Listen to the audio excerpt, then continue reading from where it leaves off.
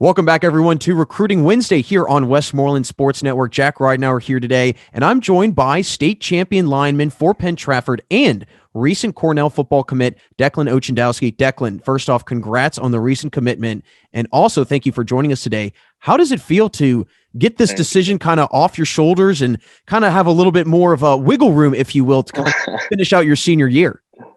It's definitely a big sigh of relief. It's a great feeling, all that pressure, the whole recruiting and the whole, coming to a big decision. It's definitely a big sigh of relief and a lot of weight off my shoulders. It's a great feeling, I think.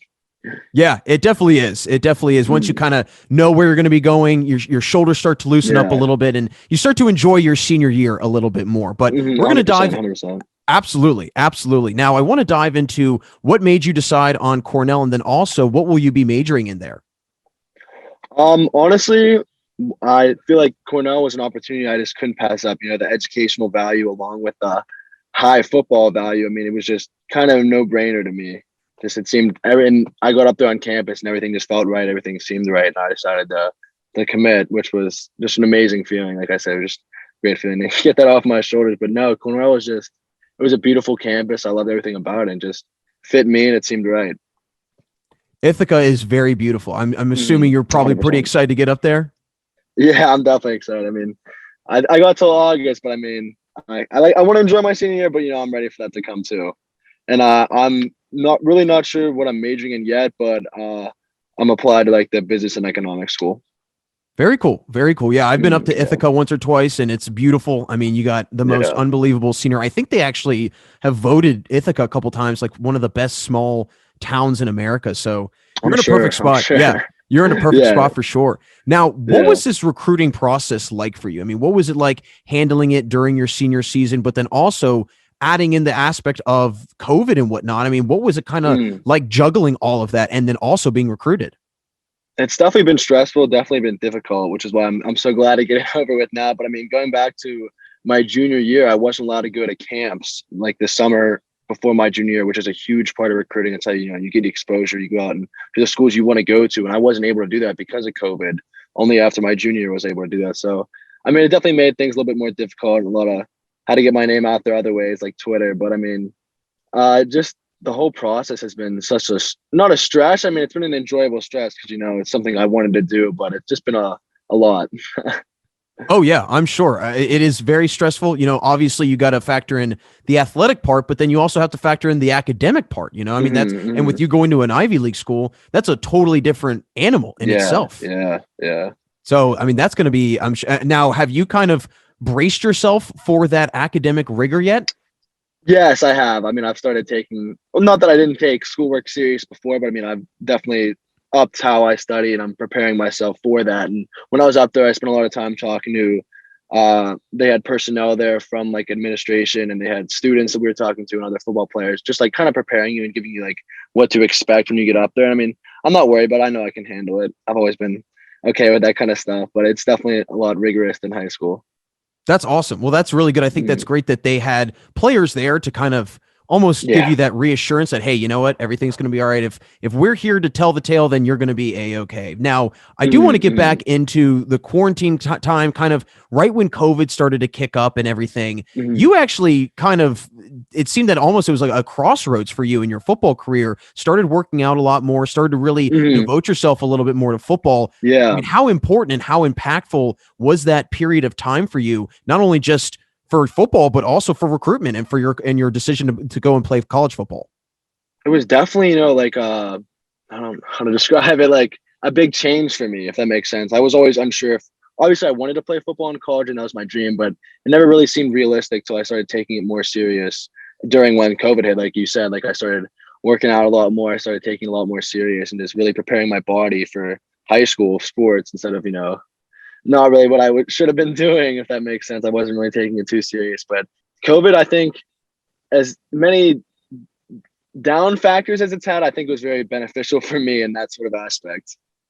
What was kind of what was the moment where it kind of clicked in your head during the peak of COVID, if you will, and you were like, all right, I need to start taking this a little bit more serious, or I want to start taking this a little bit more serious? I think it was when I think my sophomore year, our lacrosse season got canceled because I play lacrosse also. So that was when I I kind of decided I was going to focus a little bit more on football, and I think that's when it like clicked that maybe maybe I can do this. Like I can play college football, and I should really start like working towards it, if that makes sense. Now, had you ever thought about playing collegiately for lacrosse? I mean, there are always dreams and aspirations of it, but I mean, I'm not that great at lacrosse. I've been playing since I was young, but I'm not definitely not like as highly skilled as I would say I am in football, if that makes sense.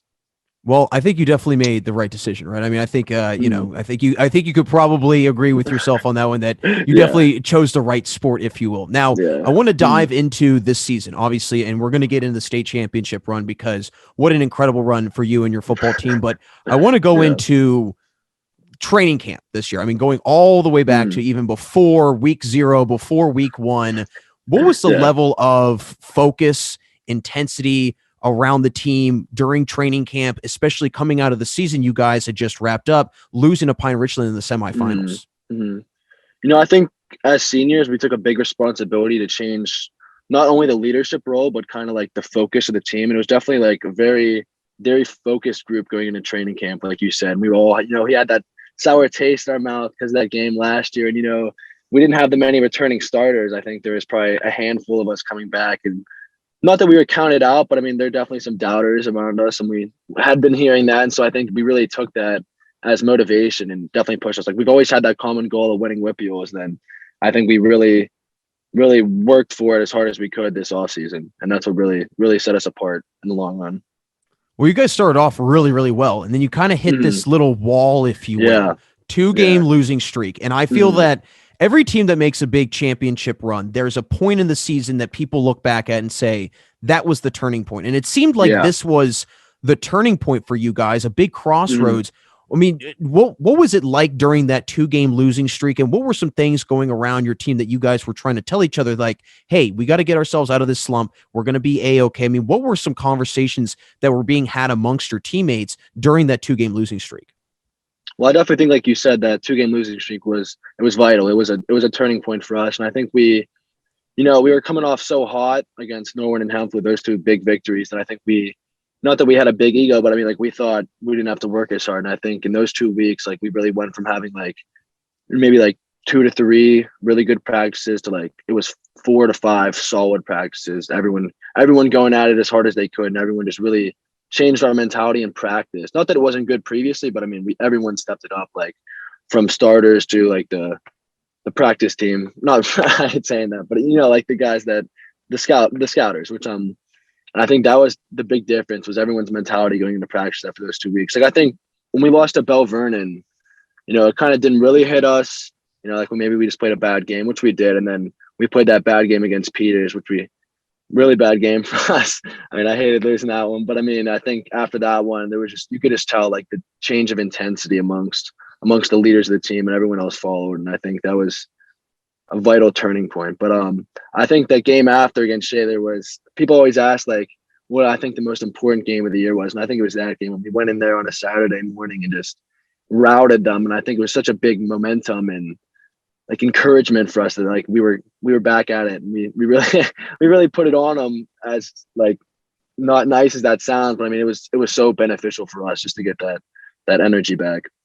Yeah, that was a huge win for you guys. And not to mention during their homecoming, we were actually covering that game. We were there, and we were mentioning just how incredible the festivities were, but just, a brutal way to have that. Right. And, you guys go into their own house, and I mean, you guys, like you said, you guys made very quick work of Shaler. I mean, you really did. I mean, the scoreboard kind of speaks for it.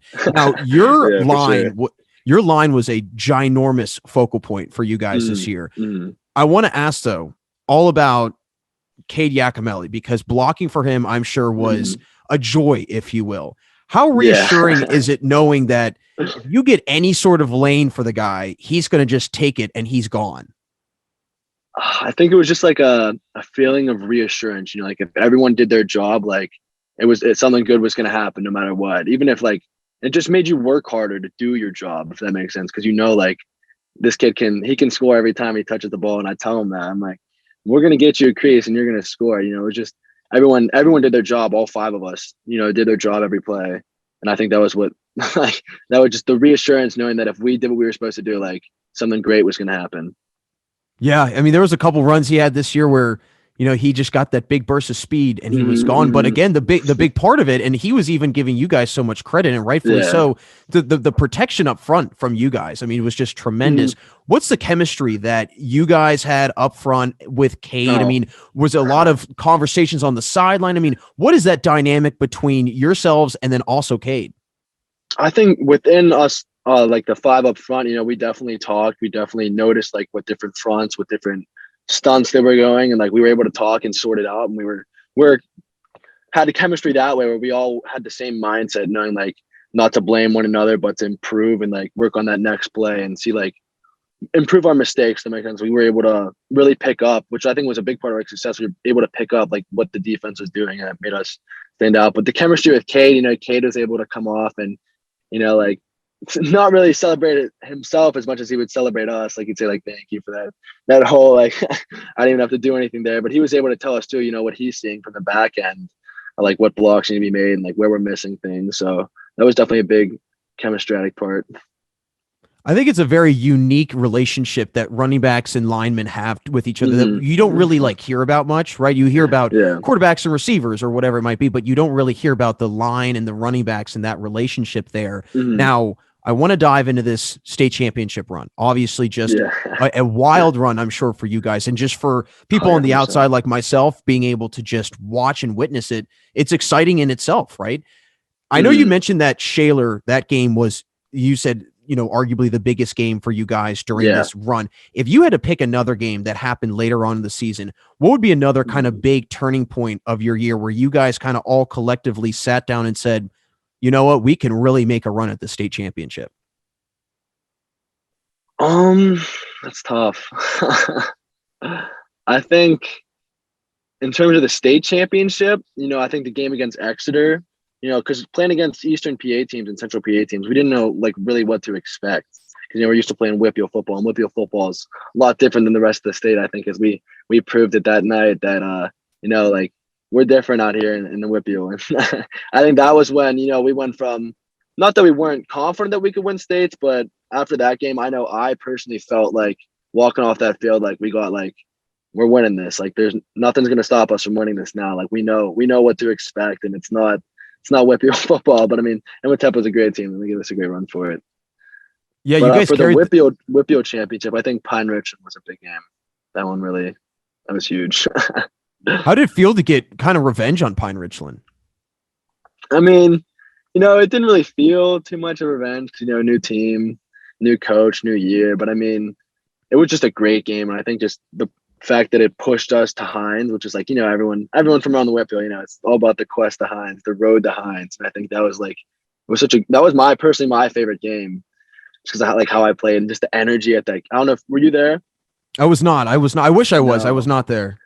Just the energy from our student section, like Gateway's locker room, like you walk out right next to the student section. Our student section was right there. It was just the crazy like energy and focus that we all had going to that game, which made for such a fun game. And then obviously the end result, like our student section stormed the field and we were going crazy with them. And it was just awesome. It really, really not humbled us, but like kind of pushed us to like really wanting to win Whitfield more than we already had before, which is like unbelievable to say. Cause I mean, that's everyone's biggest dream. Well, it sounds like a magical year. I mean, just kind of sitting here and hearing you talk about it. I mean, do you often find yourself, just at school, you run into some of your teammates, some of your buddies on the team, and you guys are kind of like, I can't believe that actually, like we pulled that off, right? Yeah. It actually kind of just hit me like probably a month ago. I'm sitting there on my Chromebook watching my film and I'm like, wow, like I missed this. Like, I can't believe we did this. Like, it's crazy. And obviously when hanging out with my friends, which are also football players, we always talk about like, I can't believe we did that. Like, that's so crazy. Cause like growing up from this area, that's everyone's biggest dream.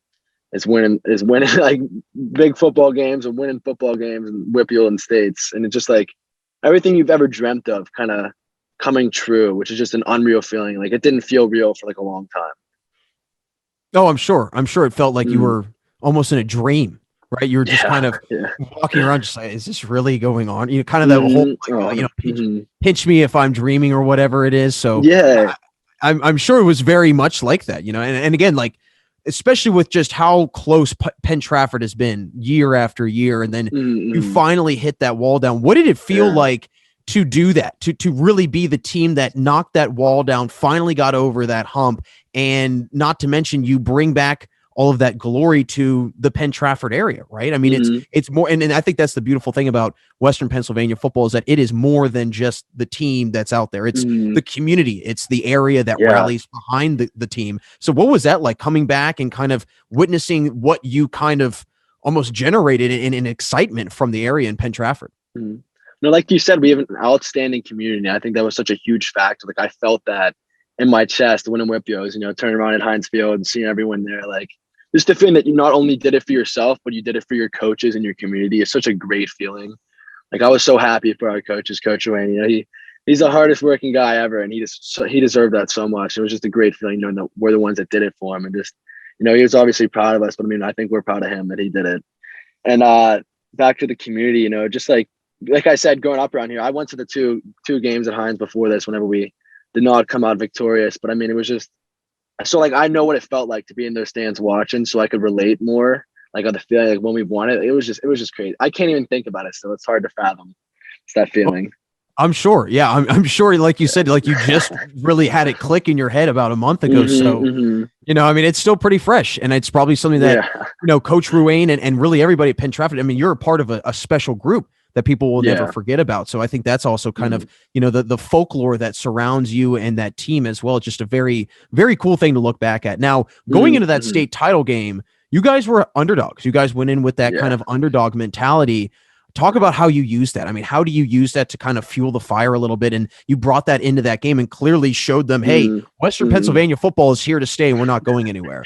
Yeah. I mean, I think, like you said, everyone else thought we were underdogs, but we knew, like, we weren't underdogs. And I think just like we've been told we were underdogs since that first playoff game against Fox Chapel, and, like, read on Twitter and read in the newspaper that we were going to get upset. And just, I think that really rallied us as, like, a family and as brothers to come together and to everyone give their all for, like, leave nothing on the field. And I think coming in as underdogs is such a better feeling for me, because, you know, like, no matter what you do, like, not that no one expects you to win, but, like, how much better it feels when you're the underdog and you win. Oh yeah, it's a fulfilling feeling. It's a feeling of, and not only that, it's a feeling of, we showed people that they were wrong, right? You proved people wrong. That is one of the best feelings to be able to do in sports. And you know, me as a former athlete, you know, being able to look back at when I played and say, hey, you know what? I proved people wrong. You know, being able to prove people wrong, it's a very exciting thing. And you guys really did it. I mean, you guys truly did it. Now, getting out of this season and heading into kind of this period of off time, if you will, and getting ready for training camp that's going to be coming up in the summertime, what are you going to be focusing on the most? Oh, well, I am playing lacrosse in the spring, but I'm definitely still working out, trying to get my body ready for that next level and trying to put on weight while also obviously increasing my strength. You know, that's my biggest thing, is I've never felt like I was strong enough. So I always push myself every day to get, like, at least 1% stronger, and just working hard in the weight room is just such a huge part of football. And I think that's what I'm really working on this offseason, similar to last season. But I mean, just like getting all my footwork and my pass rush abilities right, and just kind of everything I've been doing, just, you know, a little bit more serious now. Now, what's the workout regimen like for you? I mean, what's kind of your routine? Well, I work out at FSQ Athletics, or FSQ Sports, over in Level Green. That's where I live. And also I work out at Alpha Lead Performance and Fitness. So, I mean, two great groups of people over there. And it's just, they've got me doing great things. And I'm excited to see how I react to them. Well, that's but I work out normally like 6 to 7 days a week, as crazy as that sounds. But I mean, I'm obsessed with it. You know, it's what's going to make me better at the next level. Exactly. And you know what, being able to work out 6-7 days a week, it's gotten to where you're at right now, right? I mean, that's what's propelled you to where you're at right now. So, but my friend, really appreciate you joining us today on Recruiting Wednesday. Thank you so much. Absolutely. And also congratulations on the huge year, but also your commitment. Good luck at Cornell next year, my friend. Thank you. I appreciate it.